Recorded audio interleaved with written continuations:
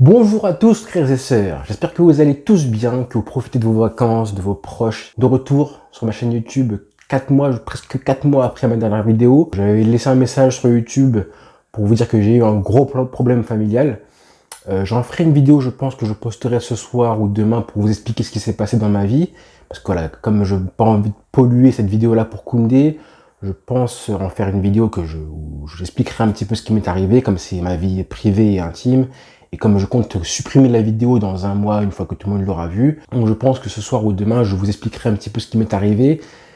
J'espère que vous allez tous bien, de retour pour parler du Barça. Là, ça va mieux dans ma vie, donc je me permets de revenir pour reparler du Barça, de me remettre dans le bain de l'actualité catalane. Et quelle actualité, les amis? Quelle actualité, les frères? Là, c'est le mercato, c'est la folie. Voilà, c'est la folie. Là, on parle de Jules Koundé. Donc, je ne sais pas s'il y a des Béninois dans mes abonnés là, mais venez voir, on va parler de votre frère, Jules Koundé, qui vient de signer au Barça. Quel mercato de fou, les amis.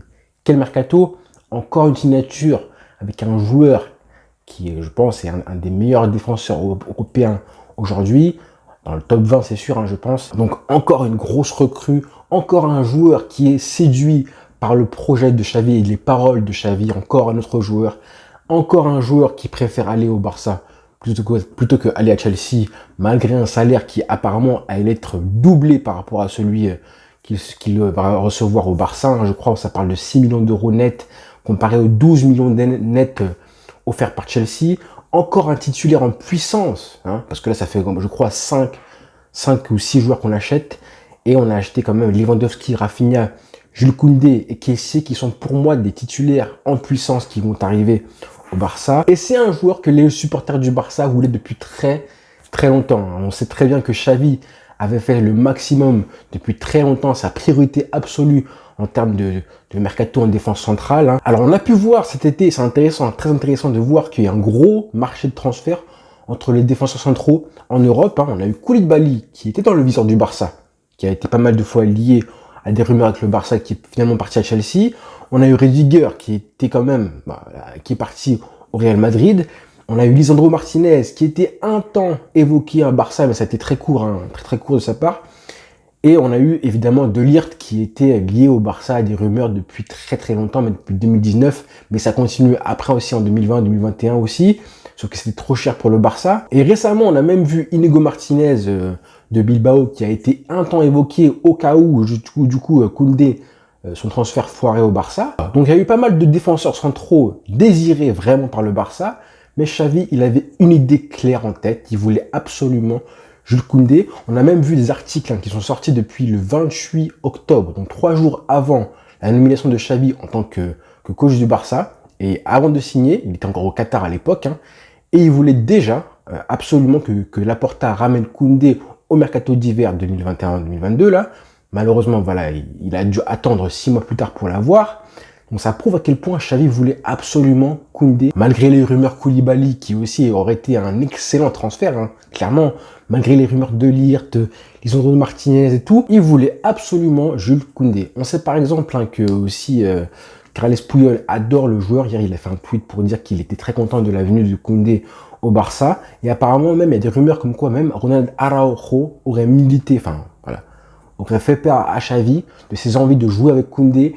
Donc aurait demandé à Xavi de vraiment le prendre, de le recruter au Barça. Donc vraiment, j'insiste pour dire que là, c'est vraiment un recrutement très sensé de la part du club. J'ai vu Massian dans sa vidéo, Massian qui disait très bien, qui disait qu'il pensait que c'était le recrutement le plus important du mercato du Barça cet été. Je suis à 100%, 1000% d'accord, clairement. Et ça paraît un peu surprenant, parce qu'on a quand même pris Lewandowski, Rafinha, Kessié, Rafinha qui pourrait très bien devenir le leader d'attaque de l'animation offensive, en tout cas du Barça. Et ben moi, je suis quand même d'accord que vraiment Koundé, c'est le recrutement le plus cohérent du projet de Xavi. On a pris Lewandowski, Rafinha, Christensen, Kessié, Pablo Torre et donc Koundé. Et vous remarquerez que à part Pablo Torre, ce sont tous des joueurs qui sont déjà confirmés, donc qui ont déjà eu leur prime ou qui sont actuellement dans leur prime, évidemment. Même si ce sont des joueurs qui sont amenés à progresser, ne serait-ce que seulement par le fait d'être au Barça avec Xavi comme coach, forcément tu progresses naturellement. Mais ils sont dans leur prime. Là où ils pourront progresser, c'est au niveau de la confiance, de tactiquement parlant, être vraiment complémentaire au jeu du Barça et de Xavi. Voilà, je pense à Kessié, à Rafinha, qui pourraient se révéler vraiment super fort au Barça. Mais ces joueurs-là, vraiment, je pense qu'ils doivent s'imposer très très vite au Barça.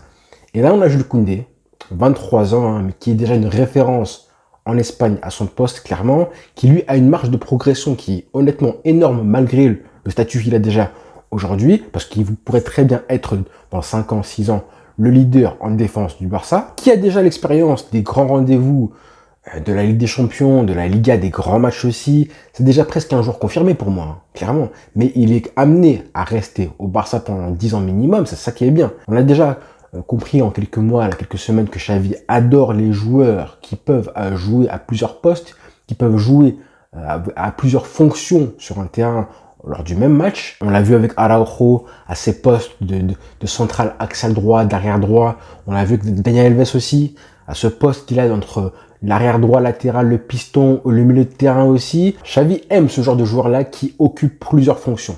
Et ben là, avec Koundé, on est exactement dans ce secteur de jeu là aussi. Si on parle des qualités propres du joueur, juste les qualités brutes du joueur, clairement, c'est un animal. Physiquement, c'est un monstre. C'est une bête. Il a une espèce de facilité athlétique et technique. Moi, il me fait un petit peu penser à Cannavaro dans ce qu'il dégage. Et encore, Cannavaro, c'était pas autant, mine de rien, hein. C'était plus un pitbull. Lui, c'est un défenseur qui est tellement solide, Koundé, hein, tellement solide, et qui gagne quasi la totalité de ses duels quand il est vraiment au duel face à face. À part si vraiment il a affaire à un gros dribbleur, bah quand même, dans les duels, c'est très compliqué de le passer, hein. C'est un joueur qui est très rapide aussi, hein. Très rapide. Là, niveau vitesse, hein, on passe de l'anglais piqué en défense centrale à Araujo et Koundé. Donc, t'imagines le gap de différence. Ça fait quand même plaisir, hein. Vraiment, ça fait plaisir. Et surtout, avec une défense qui joue autant avancée. Donc, souvent, il y a de l'espace dans le dos de la défense du Barça. Il faut absolument avoir des joueurs qui soient assez rapides. Pas comme ça a été le cas pendant des années avec Piqué et l'anglais, ou même Umtiti, hein, par exemple. Un défenseur, en plus, qui fait très peu de fautes. Ça, j'aime beaucoup, ça, hein. Très peu de fautes. Il est propre, Koundé. C'est un joueur qui est très propre. Je pense que dans l'année, hein, vous allez très bien voir qu'il y aura pas mal de chiffres, hein, des statistiques qui diront qu'il a fait très peu de fautes, qu'il a fait un match sans faute, 1, 2 ou 3 matchs sans carton. Je pense que Koundé, c'est un joueur qui est assez comme ça. C'est un joueur qui surtout, hein, se projette énormément balle au pied. Ça, c'est vraiment, pour le Barça, c'est un don du ciel, clairement. Il va gagner des mètres tout seul à la conduite de balle, comme un milieu de terrain. Il va créer des décalages aussi. Un peu comme Araujo finalement, un peu comme Araujo, est-ce qu'on l'a vu depuis quelques mois de ça. C'est vrai qu'ils ont un petit peu un profil similaire, et en plus un poste, un secteur du terrain qui est assez similaire je trouve, et une fonction similaire aussi. Il fait 1m80, mais tellement physiquement il est fort, il a une détente, il a vraiment une agilité un petit peu athlétique, hein. Ça se voit dans ses pieds, ses appuis, comment il joue, c'est impressionnant, ses tacles aussi, il est très propre, et grâce à son physique qui lui permet aussi de tout prendre de la tête. Dans les duels, c'est vraiment un bonheur. Et puis quand même, il faut savoir que être défenseur central au Barça, c'est quand même un métier différent. C'est très dur. C'est pas comme dans tous les clubs, d'accord. C'est pas le même métier de défenseur central comme boulanger et boucher. Clairement, être défenseur central au Barça, ça implique d'avoir très souvent le ballon. Donc, il faut être très fort balle au pied parce que vous multipliez les passes, hein. On avait des statistiques où des fois, on avait des défenseurs centraux qui touchaient au moins 100, 110 ballons. C'est énorme, c'est vraiment énorme. Ça implique aussi d'être positionné très haut sur le terrain. Comme j'ai dit, vous êtes très haut sur le terrain.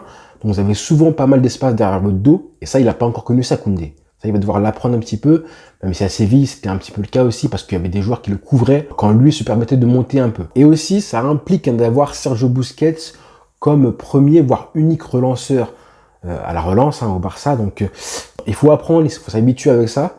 Donc, c'est un petit peu particulier. Enfin, il faut vraiment que les gens comprennent que c'est vraiment un métier différent d'être défenseur au Barça et défenseur, je sais pas moi, à l'Atlético ou à Séville.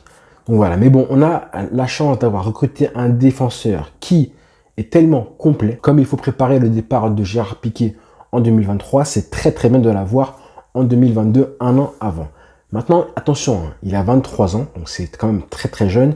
C'est un joueur qui quand même prend beaucoup de risques à la relance. Dans sa lecture du jeu, il prend des risques. Quand il intercepte le ballon, il prend beaucoup de risques aussi. Dans ses tacles aussi, c'est un joueur qui est agressif et qui prend pas mal de risques à ce niveau-là.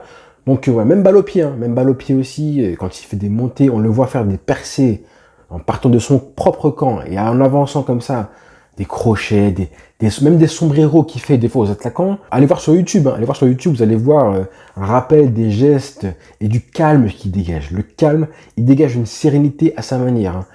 Pas comme Van Dijk, je trouve, qui dégage une sérénité à sa manière, un calme à sa manière aussi, une espèce d'assurance inégalée dans le football. Pour moi Van Dijk, Koundé, c'est un peu différent, c'est pas autant, et c'est un style différent de calme aussi, de présence, d'assurance qu'il a. Et ça là, cette aisance technique et ce calme, on en a tellement besoin au Barça.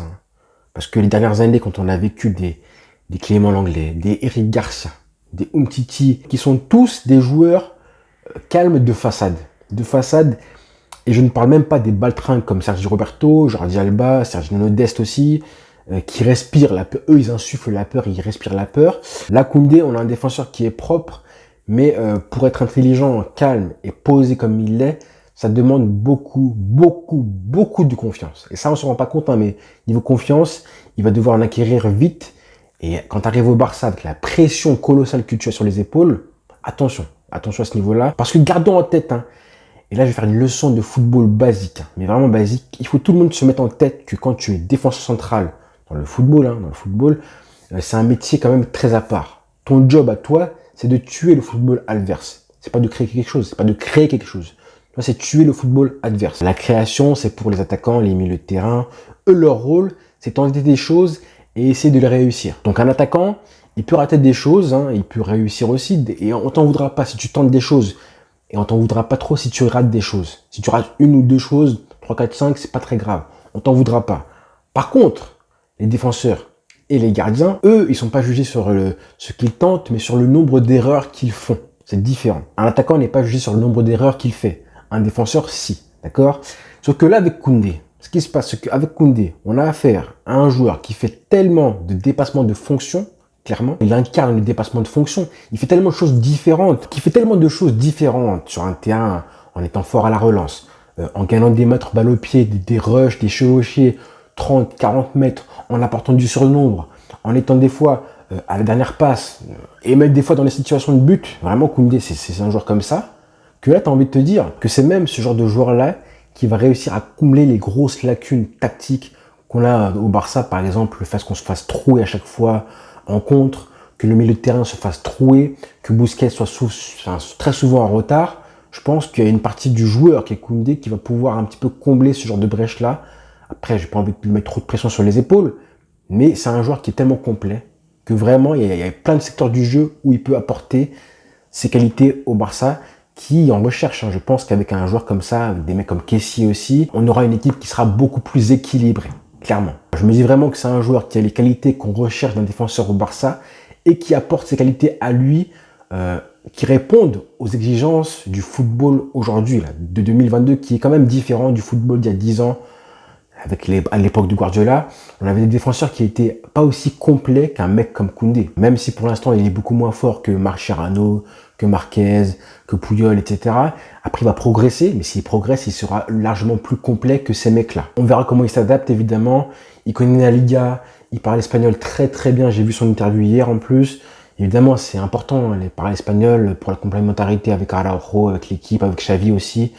Donc franchement, et puis les Français. Donc il sera accueilli par Ousmane Dembélé, par Umtiti évidemment. Je pense que ça sera très facile pour lui. Moi, je suis un petit peu curieux de voir comment Xavi va l'utiliser, à quel poste, à quelle fonction évidemment, parce qu'il a un profil similaire à Araujo, parce que Christensen montre de très très belles choses et pourrait prétendre aussi à une place de titulaire. Et puis j'ai envie de voir qui s'occuperait de la relance, qui sera le joueur vers qui Ter Stegen va relancer le ballon quand on aura un 6 mètres. Pardon. En tout cas, j'ai beaucoup parlé, j'ai mis beaucoup de pression, mais attention, on va être prudent et indulgent vers Koundé. On va être indulgent parce que passer de Séville à Barcelone, même si ça paraît des gros clubs d'Espagne, c'est pas la même chose. Hein. Séville, c'est une ville paisible, c'est une ville qui est magnifique, en bord de mer, tout il fait beau là-bas, tout est tranquille, une petite ville tranquille, d'accord. Il n'y a pas la pression du Barça, de la Catalogne, ça n'a rien à voir. Et les Français, ils savent. Hein. Les Français, on est au courant de ce que ça représente de jouer à Barcelone, évidemment, forcément. Donc, je pense qu'il y aura une pression. On connaît les problèmes de tous les Français depuis quelques années, les Clément Lenglet, Umtiti, tout ça, j'en passe, hein, évidemment. C'est vrai que Clément Lenglet, il venait de Séville aussi, clairement, mais je pense que Koundé, on est sûr de ça, que Koundé a largement plus de qualité individuelle, naturelle, de talent que l'anglais. Il faudra juste, et c'est quand même déjà beaucoup, que mentalement, évidemment, il ait le caractère nécessaire pour s'adapter et s'affirmer à Barcelone. Très content de ce mercato qui, je pense, est le mercato le plus abouti depuis 2004, je pense. Donc voilà les frères, merci à tous et rendez-vous donc ce soir ou demain pour que je vous explique un petit peu ce qui m'est arrivé depuis des mois. Bonne soirée à tous les frères,